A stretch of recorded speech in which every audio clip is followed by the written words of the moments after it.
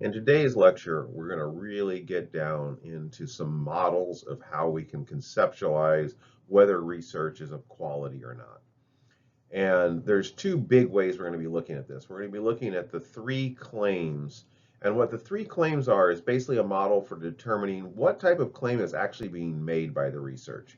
In other words, when we're analyzing whether it's a media source or an actual article, we want to ask ourselves which of these three claims are being made, and we're going to talk about those.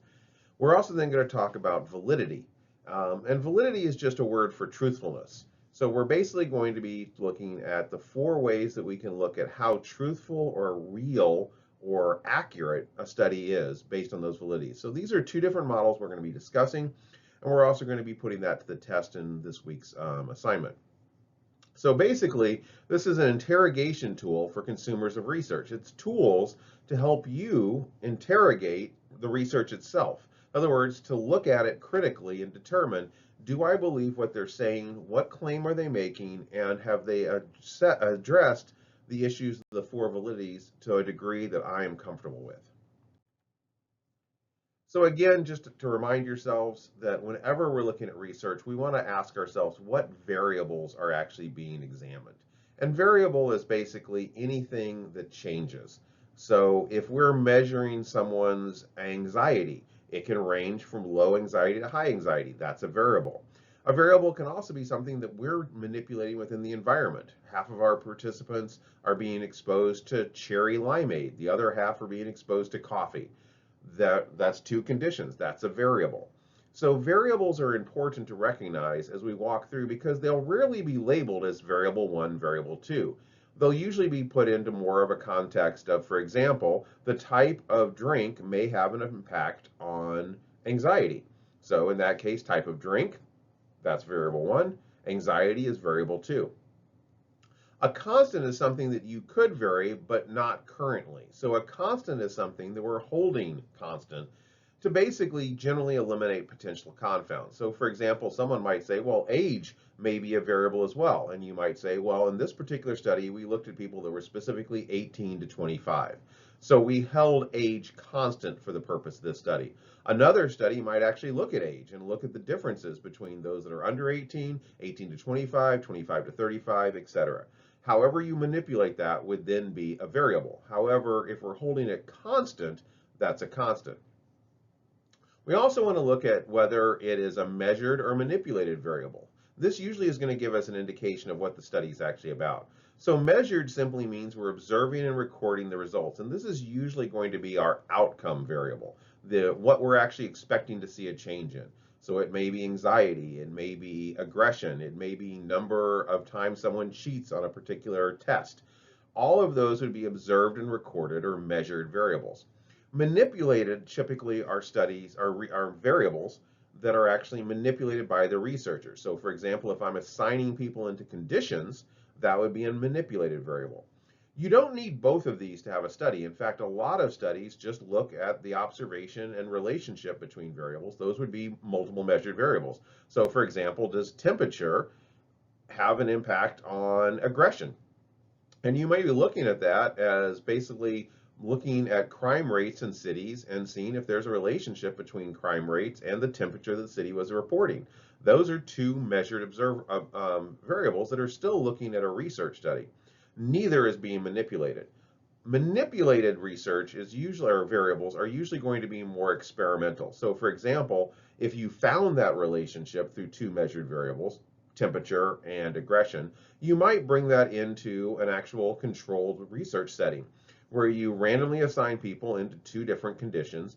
Everything else is being held constant. Same room, same number of people, randomly assigned. But the manipulation is in one room, it's 70 degrees, and in the other room, it's 90 degrees. And then after they've experienced that room, you measure their aggression levels through some form of manipulation as well. So again, we can look at this in different ways. So whenever we're talking about a variable, we're going to start with a conception. So the conceptual variable, for example, temperature or aggression.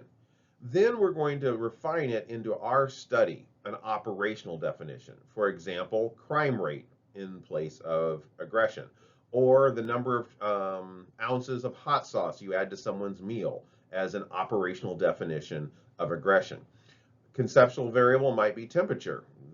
Again, in that initial study we talked about, it might just be reported temperature rates in a city. In a study, it might actually be two different temperatures, 70 degrees and 90 degrees. So the difference between the conceptual variable, temperature, and operational definition, how it's measured or how it's manipulated, is what we're really looking at. So all studies are going to have operational definitions. It's very rare that we're going to have a conceptual variable in a study. We're going to have to determine what are those variables, what is the operational definition, in other words, how are they measured or manipulated, and whether they were measured or manipulated. So let's talk about another model we can use to basically be good interrogators of people's research, and that is, what is the claim being made by the research we're reading? And there's three levels of claims, and all of these have validity to them. In other words, all of them have some truth, but we can kind of move down the chain as we think about them. Frequency claims simply means that there is a relationship between variables. We rarely are manipulating variables in frequency claims.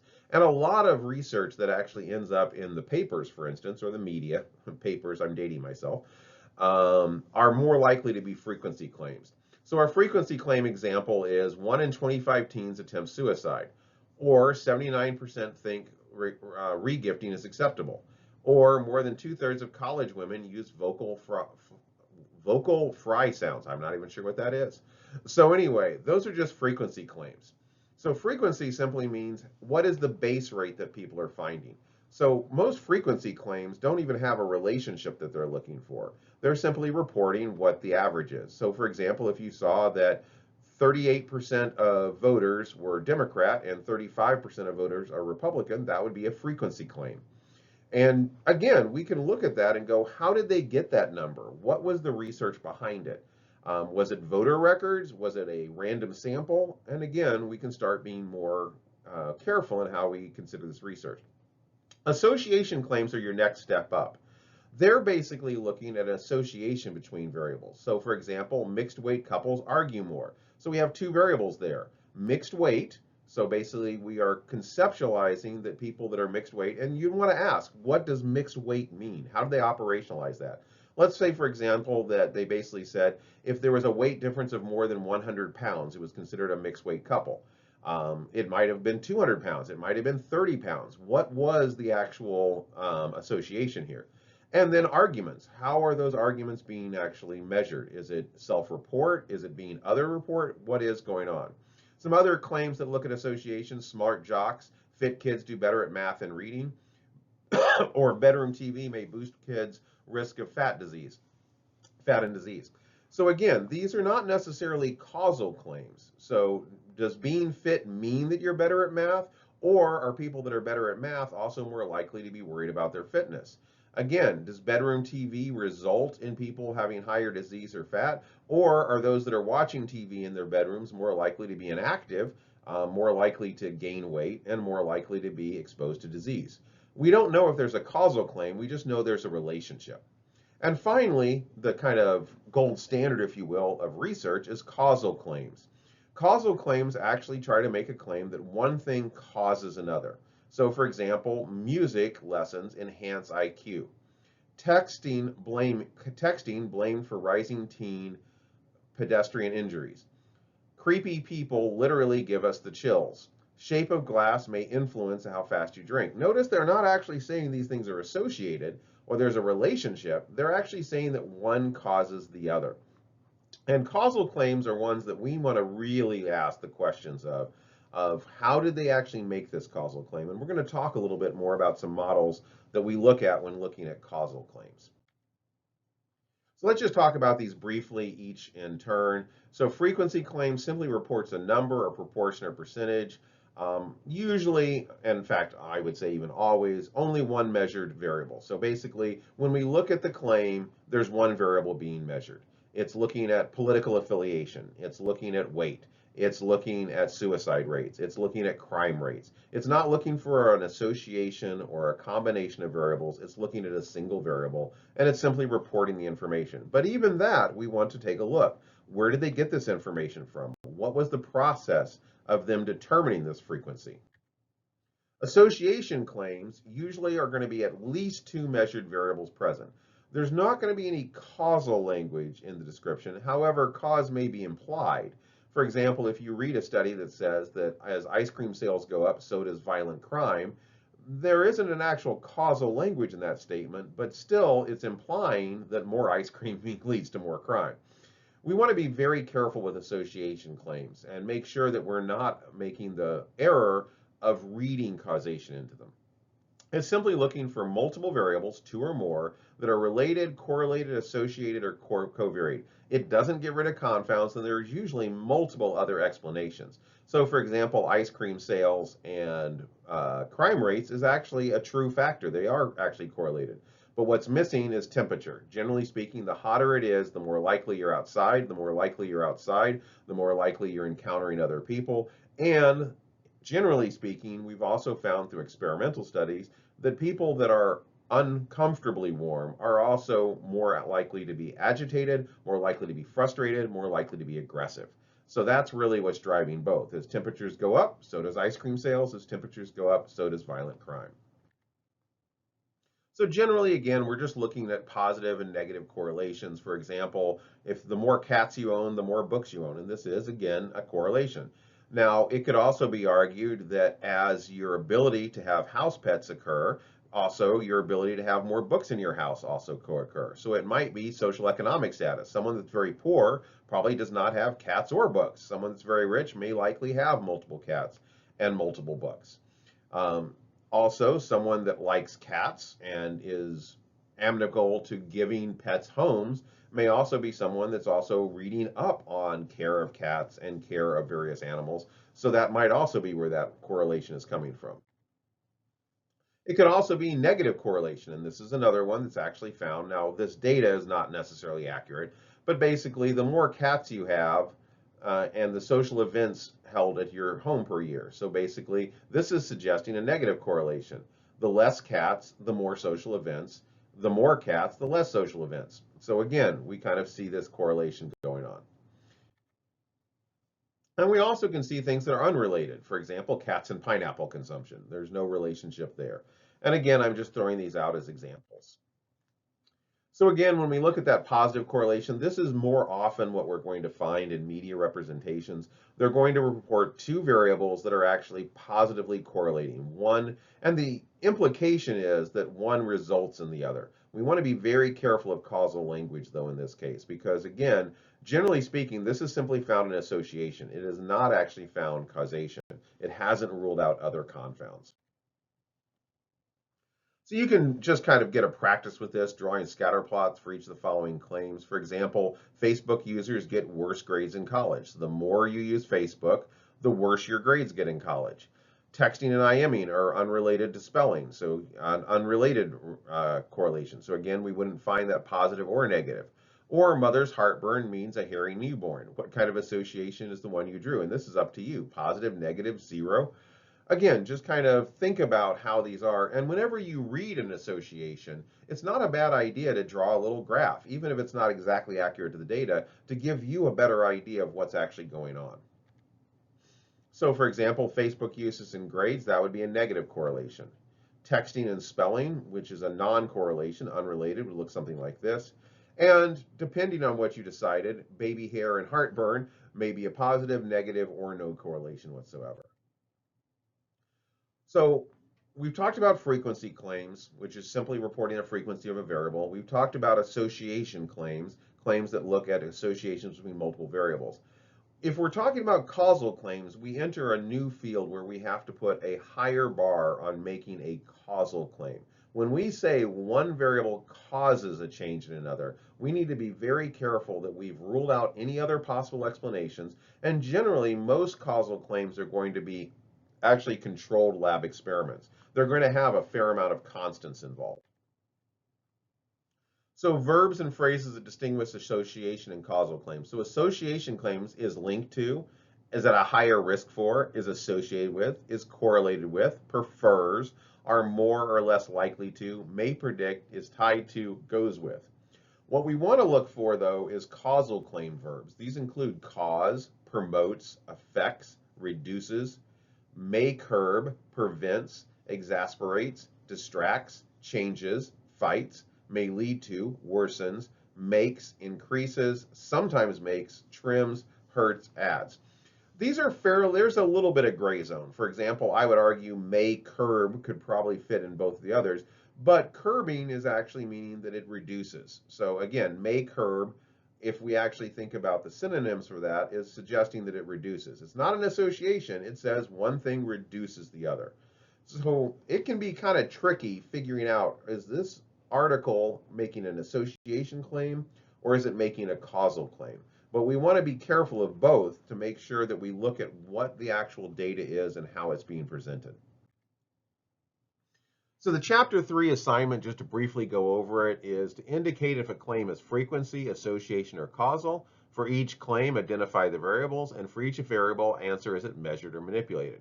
So for an example here, worry may make women's brains work overtime. So worry, that's one of our variables. And brain work, I would say cognitive load, you can call this what you want, is the other one. And may make. So make is kind of getting towards a little bit of a causal. It's not saying it's guaranteed, but it is saying that it's happening. So in that case, I'd probably go causal. Those with ADHD do 1 month less work a year. So again, we have ADHD is our first variable. Our second one is the amount of work per year. And again, you can kind of think about, neither of these are obviously frequency. The question is, are they association or causal? And think about the language we talked about in the last slide. Want a higher GPA? Go to private college. This is clearly causal. They're saying, if you want a higher GPA, go to a private college. That's the claim that's being made. And again, what is the variables? In this case, it's whether or not you go to private college and whether or not what your GPA is. Now, the next thing we want to look at is finally, is it measured and manipulated? So worry may make a woman's brain work overtime. In that case, we had amount of worry and cognitive load. Are either of these being manipulated? Not by that statement, so they're both being measured.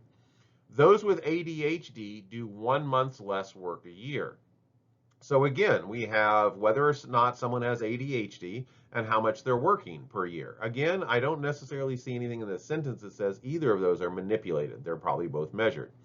Want a higher GPA? Go to a private college. So again, are either of these being manipulated? Well, from this sentence, we don't know. So again, this would be measured. GPA and whether or not someone went to a private college. So assignment claims. We've got the list here.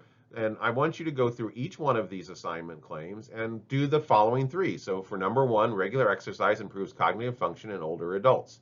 So again, indicate if the claim is frequency, association, or causal. Whether that claim, after that claim, identify the variables. So what are the variables in regular exercise and cognitive function? And finally, is each variable being measured and manipulated? Now, I'm not going to be very draconian in my grading of this. In order for it to be manipulated, it has to pretty much state that it's been manipulated. And the same thing, frequency versus association or causal is going to be pretty clear. Is there more than one variable? It's association or causal.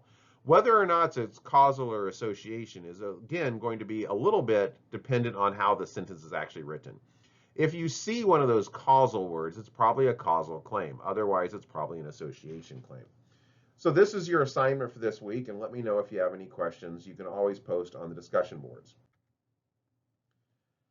So interrogating the 3 claims using the 4 big validities. So the next thing we're going to be looking at is, of course, we have those 3 claims. The next box we have is the 4 types of validity. And validity is simply the accuracy of the claim. It's basically the truthfulness of it. And we're going to talk about each of these 4 validities. And here they are. There's construct validity, statistical validity, internal validity, and external validity. So construct validity is, do you believe that their operational definitions captured the constructs and are measurable? The quality of the measurements and manipulations. So if, for example, if I claim that I am measuring cognitive ability, and the way I'm measuring that is how many times someone goes to Starbucks, that's probably low construct validity. I don't think there's really a relationship there. I'm claiming I'm measuring cognitive ability. I'm not. A very base example for this is, for example, if you're measuring height via inches and a tape measure, that makes sense. That's strong construct validity. If I'm measuring hat size by your weight, that's probably not great construct validity. There's probably a relationship. People that weigh more probably have larger hat sizes, but it's not a great way to measure hat sizes.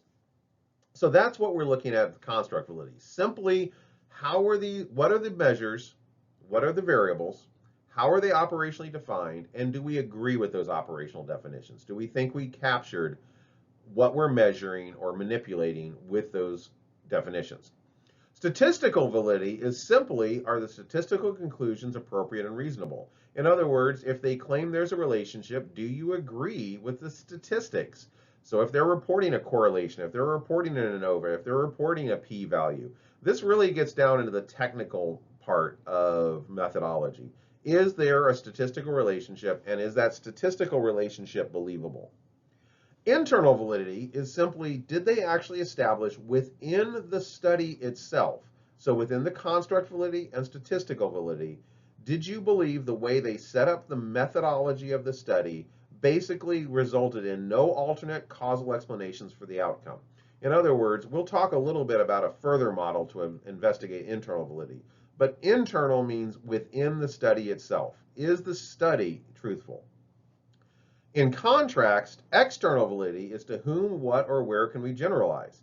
And this is usually between internal validity and external validity, there's a little bit of a seesaw here. And what I mean by seesaw is the more you have internal validity, the likelihood is the less external validity you have. And the more external validity you have, probably the less internal validity you have. So it's hard to have both in a single study. It's one of the reasons you'll often see lots of studies, some of them focused on internal validity, some of them focused on external validity. The more externally valid something is, in other words, the more it is easy to say, wow, they had all age groups and they had all types of people and they had people from different countries and some people from urban centers and some people from rural centers. In other words, they had just about everyone. At that point, you're probably just looking at an association. In other words, it's going to be almost impossible to have high internal validity. Likewise, internal validity is usually attained through holding things constant, a small number of people, all from the same location, all being exposed in the same way, all from the same age group, all from the same category. For example, all college students at a Midwestern university. That's great for actually getting rid of possible confounds or other explanations for your outcome. The problem is, if you find, for example, that in predominantly educated American Midwestern college students, you find an effect, would you find that effect in Aborigines in Australia? That's where internal and external validity kind of conflict. External validity is how valid is the conclusions within the study to the wider world. Internal validity kind of ignores the wider world and go, did we at least find it within our group and our sample? So interrogating frequency claims. So how the construct variable of validity of the variable. How well was the variable measured? Do you agree with it? Do you believe that's a solid way to measure that particular variable? How can we generalize from the sample to the population? So what was the sample for external? And external validity really is about comparing the sample of your study to the population that you're actually trying to externally represent. So for example, if you're talking about crime rates in the United States and your sample was a random sample of 100 people from New York, would you believe that would generalize the entire population? Or is your sample 1,000 people randomly selected through telephone records throughout the United States to the population? Now, again, you might argue, well, maybe some people don't have phones anymore. I don't have a phone. I've got a cell phone. I don't actually have a landline anymore. So again, nor it might be that the external validity is we used national census data that represented 95+% of the population. There's still a possible alternate explanation. Well, what about those people that weren't in the census? But we start to get an example of the more people that are in your sample, the larger that sample relates to the population, and the more that sample resembles the population, the easier it is to draw external validity. And finally, statistical validity. How large is that margin of error? So what margin of error represents is what the real number is. So whenever we're measuring something, we get a number. So for example, if I'm looking at a chance of being in a violent crime, it's approximately 3% according to the FBI. But the margin of error is actually about 7 on that, which means it goes from 0 to 10. So the real number is somewhere between 0 and 10, though the current prediction is 3%. That's the margin of error. So for example, if someone scored a 67 on a test, does a 67 represent their actual absolute value on that test? Or did they misread a couple questions? Or did they get lucky in a couple questions? So the margin of error on a test with a lot of problems might be 67 plus or minus 10. A test that has been well constructed might be 67 plus or minus 2. So we want to ask how large is that margin of error? We also want to ask how meaningful is that statistical information? So for example, a frequency claim may claim that there is a strong reason to believe that there is a problem with crime. Well, okay, but what does that mean compared to crime 10 years ago, 20 years ago? How big of a difference is there? Often that's not being reported, and a lot of times those differences are small. You may actually see studies, for example, that says you're 3 times more likely to catch a disease if you do the following. Well, that sounds scary. But if the chance of the disease is 1 in 100,000, and now your chance is 3 in 100,000, is that as scary? So those are the things you want to think about with frequency claims. Again, we're comparing the population to the sample. The larger the sample is, the easier it is to externally validate. The smaller the sample is, the more you have to question, does it really generalize to the overall population? And the sample is where you're getting your data from. The population is whoever you're trying to generalize to. So the population might simply be college campus, everyone on this campus. Population might be the state. Population might be the country. The population might be the entire world. And each time we're going to change what we're expecting from that sample. And again, when we look at margin of error, we'll often see this as error bars representing this was the average, but the average could be, especially based on other studies, somewhere in this range. So let's talk about how we interrogate association claims. So construct validity again. How well is each variable measured? Do we agree with that measurement? External validity. To whom and what can we generalize this association? And this is the exact same process. What is the sample versus the population being compared? And again, statistical validity is going to be also similar. How strong is this association? Is it statistically significant? And we throw around the term statistically significant often. Statistically significant is not a representation of how strong the relationship is. It is simply a representation of how likely it was that that difference could be found by chance. So, for example, when we see a p-value of 0.05, that means there's only a 5% chance that we're wrong, that that relationship was found due to pure chance. There's a 95% chance that that association would be found over and over again if we kept testing different samples. That's what statistical significance is. Sometimes a statistical significant result can be a large difference. Sometimes, especially with large samples, it can be a very small difference.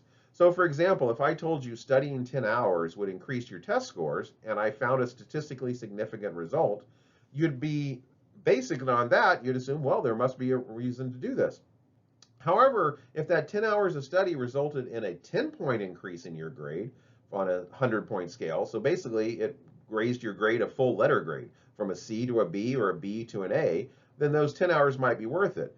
But it also might be that it was statistically significant, but that 10 hours only resulted in a change of 2 points. For some people, that might be a grade shift, but for a lot of people, it may not be. Is it worth it? That's the question we want to ask. If we're looking at causation, we have yet another model.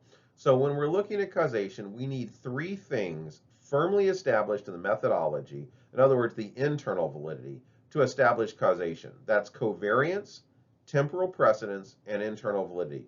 So the first thing is there has to be a statistical relationship. That's covariance. As A changes, B changes. As high levels of A go with high levels of B. As low levels of A go with low levels of B. There has to be some form of relationship to begin with before we can even talk about causation. So basically there has to be an association. The next thing is temporal precedence. A comes in first in time before B. In other words, the thing that we're claiming causes a change has to come first. And a lot of times we don't have this information. So think about a lot of association claims. I'm going to go back to ice cream and aggression. Which came first? Ice cream use and then aggression, or aggression and then ice cream use? Are people being aggressive then getting more ice cream, or are people getting more ice cream and being more aggressive? We don't have that information. We don't have temporal precedence. However, if we brought it into a lab and we basically exposed people to getting ice cream or not getting ice cream and then determining if they're aggression, then we have temporal precedence. So temporal precedence is usually going to, not always, but usually going to be a part of a lab experiment. And finally, there needs to be internal validity. And all we refer to here in internal validity is simply no other cause. There are no other possible alternate explanations for the change in B and A. In other words, we held everything else constant. So we're doing an experiment. Now notice that we're going to be high in internal validity. We're going to control temporal precedence by introducing one of the variables first, measuring a second variable third, and then, or second, and then we're going to be looking for that statistical relationship. The downside to this is because we focused on controlling everything, it's going to be harder to generalize this study. So again, when we're interrogating causal claims, we want to first ask is, again, the same thing we've asked in the other cases. Construct validity. Are the two variables, how well was the independent variable manipulated? Did you agree with that manipulation? Do you understand what they were doing and how they were holding everything else constant? And how well was the dependent variable both operationally defined but also measured? Was there a statistical variation? And was it statistically significant? And how big is it? How significant is it? Significant might be the wrong word. How meaningful is it? External validity. Can we generalize this effect, and who can we generalize it to? And finally, the priority in a causal claim is always going to be internal validity. Did we have that covariation, statistical validity? Did we have that temporal precedence set up by methodology? And was there no other possible cause? Did we hold everything else constant? So let's just take a quick look at a claim here, and we can critically analyze the critical claim here, 3 necessary requirements and 3 other validities. So again, recalling the 10 commandments before a task reduces cheating on that task. We took a group of 450 participants, split them into 2 groups, and set them loose on our usual matrix task. We asked half of them to recall the 10 commandments, and then the other half to recall 10 books that they had read in high school. Among the group who recalled the 10 books, we saw a typical widespread but moderate level of cheating. But in the group that we asked to recall the 10 commandments, we observed no cheating whatsoever. So again, we had asked ourselves, did they actually do causation here? So do they have covariance? They found a relationship, and they're reporting the relationship. Did they have temporal precedence? So what's causing this impact on cheating is whether or what you're considering before doing the task, either the 10 commandments or 10 books. So that is coming before the cheating. And finally, internal validity. Now, I've got a few questions on internal validity that I'd like to know more. For example, how do they split those 450 people into groups? How did they hold them constant? Were they all in the same time? Were they all from the same sample? Did 250 participants come from one area or another? So there's some questions here. But generally speaking, I'm seeing what I need to. Now, construct validity.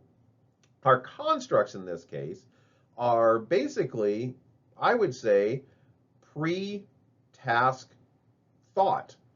Now, they're implying 10 commandments versus 10 books, probably a religious construct of some form, that thinking of the 10 commandments specifically. So one of the things I would want to see is what happens if someone simply thinks of being moral outside of the 10 commandments. So I would want to see a third condition before I started talking about causation. I might even want to see additional studies at that point. There is a statistical relationship. They are reporting that in one group they saw the regular level of cheating, in the other group they saw none. External validity, I don't know where these 450 participants came from, so it's hard for me to determine how well this would actually externally validate. In other words, who could we compare this sample to?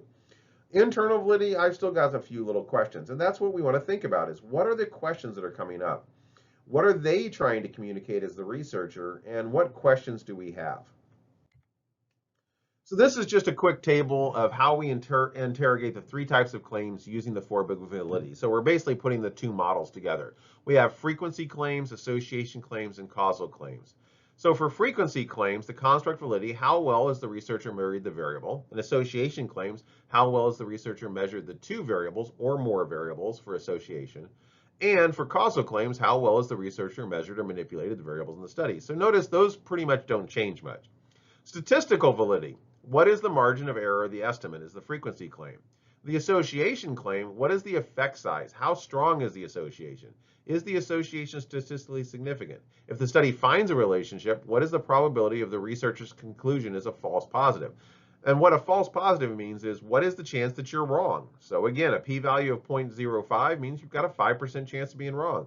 A p-value of 0.01 means there's a 1% chance of being wrong. By the way, we never report a p-value of 0. There's never a 0% chance that we're wrong. There's always a small chance that we're wrong no matter what the study is.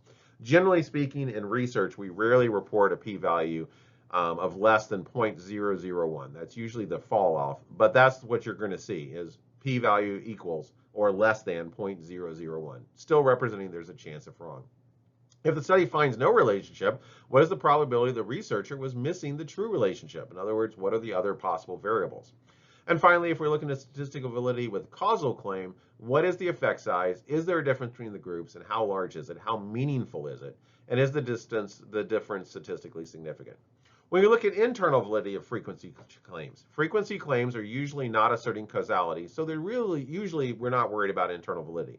I would argue that there's a little bit of internal validity. We do want to know where their data came from.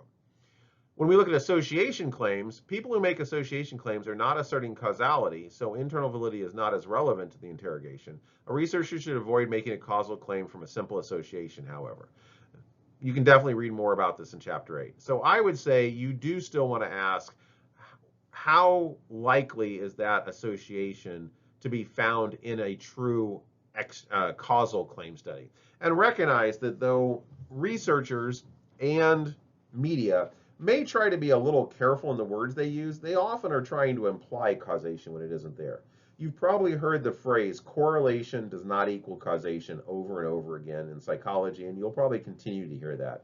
And that is basically warning about the internal validity of association claims. That a lot of times an association claim is found and there is an implication that there's a causal relationship. There is not. Correlation is simply a way that we can look for associations. It's a statistical technique. If we're looking at internal validity on a causal claim, that's where we start to really dig in. Was the study an experiment? Did the study achieve temporal precedence? Does the study control for alternate explanations by randomly assigning participants to group? And we'll talk more about random assignment and how important it is at keeping things constant in a future lecture. Does the study avoid several internal threats? And again, those threats are in Chapter 10 and 11, and we'll discuss them a little bit more in detail as we move through this class. And finally, we look at external validity. To what population settings and times can we generalize the estimate? How representational is the sample? What is the random sample? And I want to just stop for a minute and go, when we talk about external validity, in other words, we're drawing conclusions from a sample to a population, we're talking about settings, we're talking about people, we're talking about times, and you can never actually completely create a study that is perfect in external validity because they're all time-bound.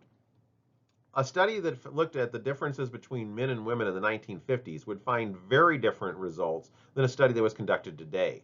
That doesn't mean either of those studies are wrong. That doesn't mean their findings are wrong. And they might be easily generalized to all settings and all people, but they can't be generalized to all times. It's one of the reasons that we continue doing sciences, especially in the social sciences, including psychology.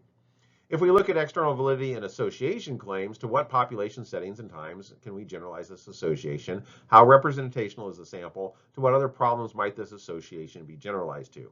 And finally, when we look at external validity and causal claims, to what population settings and times can we generalize these causal claims? How representational is the sample? How representational are the manipulations and measures?